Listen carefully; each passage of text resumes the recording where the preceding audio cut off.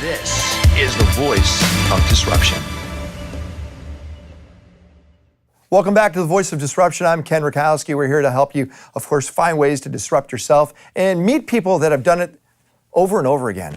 I'm honored to be joined by Shaahin Cheyenne, who's joining us, who is originally from where? Where are you from originally? I'm Iranian. Were you born in Persia? Born in Iran, yeah. Really? See, I didn't even know that. I've known you for like 25 years also. You came here at what age? Came here probably around 5. 5 years old, Yeah. You came here. In Los Angeles? We went to Germany first and then came to LA, yeah. Okay. Here in LA is your home. LA is my home. Yeah, LA is your home. Love LA. But what you have done has affected the entire planet multiple times. I hope so. Yeah. No, you know it did, okay? When I met you, now you're in the hair club. Hair club for men, yes. Without a doubt. Your hair was long, you wore sandals or moccasins. You're kind of a hippie is what my dad or mother would call you. Your life was totally different today. Today you're a father, you're a husband, you have multiple businesses. When I met you, you were a change maker in the herbal industry. I don't know what the word I should add. Smart drugs. Back then? Yeah. Wait a second. You're saying in the 90s you were part of the smart drug industry? Yeah, we started the smart drug movement. What was the smart drug movement? Smart drug movement happened in the, early 90s.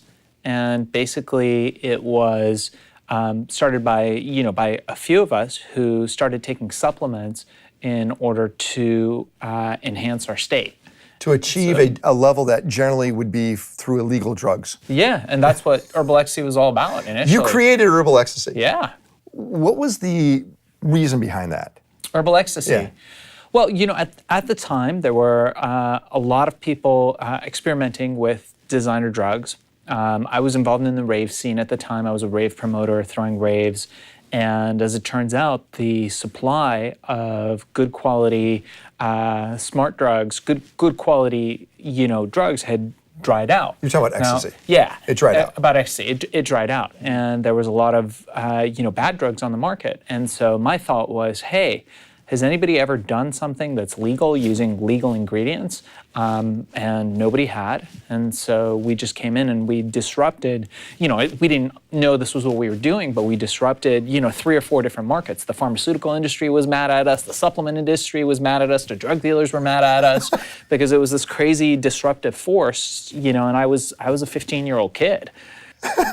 So your life then, once this came out and you perfected the formula, how did your life change from that point prior to when the business was really going? Yeah, so, I basically, started out with literally nothing or less than nothing. Sleeping on the beach, no money, to within a couple of years having a company that was earning, probably close to about $350 million a year. So a lot of hard, fast lessons to be learned, when you're young, people do take advantage of you. But, I had a really fast and hard business philosophy, and that was, if we make enough money, we can get around all of our problems. And if people are stealing from you, if you make mistakes, if you make enough money, that solves everything. But being a young 20-year-old, being worth millions and millions of dollars, how did you balance yourself? I think you kind of learn, right? So I had lots of mentors, and, I think that's something that's really essential. Especially to people starting out. I think, understanding that there's no way that you can learn everything by yourself. Right. And that there's people who have skill sets and wisdom that's far beyond yours. And to be able to benefit from that, all you really have to do is ask. The worst they can do is say no. And today you mentor tons of people. I notice this. It's something you've been doing often, and you give back. Yeah, I do. I mentor a lot of people. A lot of my mentorees. How do you say? Proteges. Proteges. Yeah, proteges. I like that. A lot of my proteges have started companies. I've got a couple that just raised a couple million for a startup, Silicon Valley startup. They're doing really well.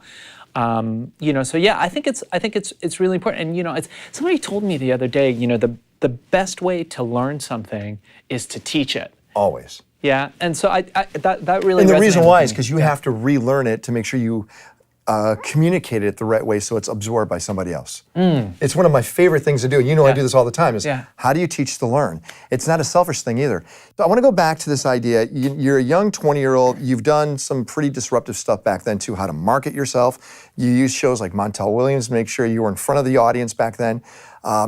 When did you get out of the industry, or did you stay in the industry the whole time? Yeah, well, so I've always been in supplements. I mean, you know, I've consulted with, you know, some of the biggest pharma companies as far as, you know, how they can incorporate natural products into their product lines. And, you know, then I did the vaporization thing where, you know, invented digital vaporization. People have to understand that you are the person that made what we see today with vaping. You're the guy that started this. Yep. It's, you know, I mean, it's a public company now. I'm no longer involved in it, but, you know, Vape Here, which, you know, I started, still very successful to this day. It was, you know, at the forefront of the vaporization movement. There were no real vaporizers before Vape Here. Yours was pretty big. I remember the size of it. It was a large device initially. Yeah, sure. I mean, you remember the first, you know, iPad or iPod or, you know, any Started of that big stuff. and you got it down to a small level. Shaahin's joining us. Now, what I see today is a very serious business guy. You walk into a room, you command authority. People know who you are. You have found a way to use different tools that are out there like Amazon to not just sell your own products, but to help big box brands to sell their products on Amazon also. Yeah. How did you learn to gamify Amazon? So, you know, one of the things that we discovered sort of in the process of, you know, all this business is that, you know, if you want to succeed, you have to have an unfair advantage. And a lot of times these bigger companies and even startups have the problem of bureaucracy, right? They don't have what we call a hacker mindset. True. Right. And these companies that are growing, these quick growth companies like Amazon, you know, the secret to how you win on there is really to have a hacker mindset, because these are companies started by hackers, by disruptors. That's right. So if you want to win on those platforms, you need to be a disruptor. Do these platforms see you as an ally or as an enemy? I think we're a little bit of both, right?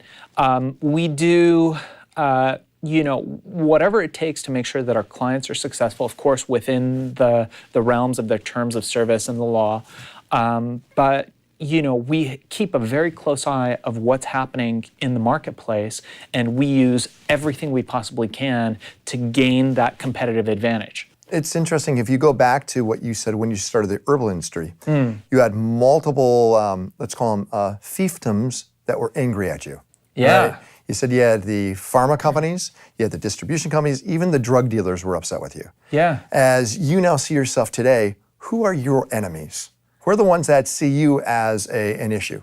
It's funny, you know, I don't keep track of my enemies really, and it's funny because I was looking at, I'm a big fan of Seth Godin, you know, the marketing guru, and I read his blog and he said, you know, he reads every single one of his Amazon reviews for every single one of his books. It's a lot of reviews. It's a lot of reviews, and then, you know, he reads them and, you know, he used to get bummed out, and I totally resonated with that because I was like, man, you know, it's like I'll go in a chat room and there's like communities of people against something that I like, you know, feel passionate about or something that I've done, but they're against me, and they've, you know, I think it goes back to, you know, what my wife, who's a publicist, always tells me, you know, it's like as long as they're talking about you, you're still doing well. That's the old Bill Gates, you know, any press is good press. Any press is good press. But I don't know about that. Wait a second. If it's all negative, I think people will stop, you know, push away. You've actually learned to find the best aspects of certain products that you're dealing with and making that rise to the surface. Yes. I mean, that's one of the keys. We got about a couple of minutes left. Yep. Can you give us some hacker tips for Amazon?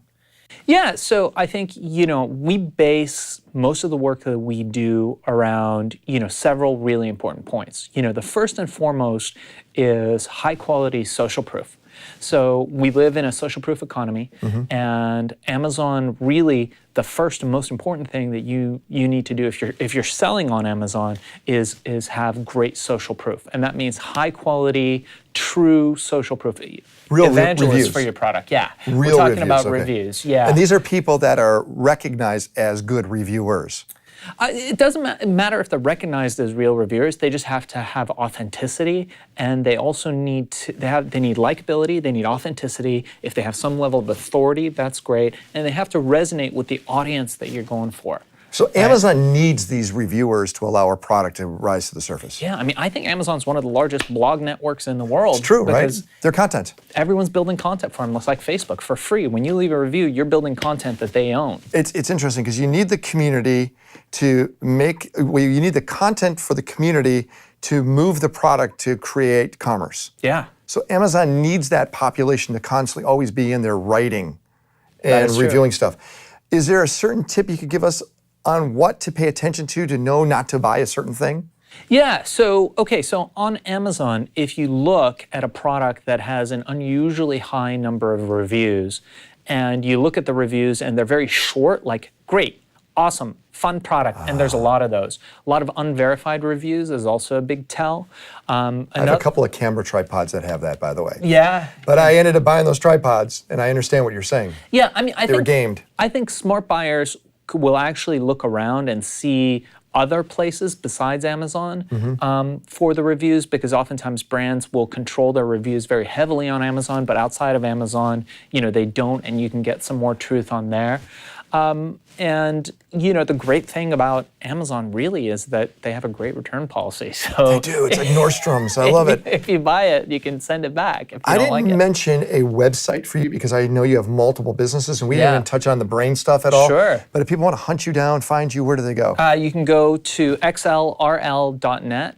And that's there. Yeah. Accelerol is actually one of the products, which is kind of like the limitless drug. It's a brain enhancement that could take you to a whole new level, which I take and I love. Shaahin, I really appreciate you sharing time with us. Thanks so much. Again, the website is? xlrl.net. This guy's disrupted industries often, just like you can also without a problem. When we come back, we're going to dive into, how about this? Getting your brain to go to a whole new level. You're going to love this next guest. I'm Ken Rutkowski, and you are listening and watching The Voice of Disruption.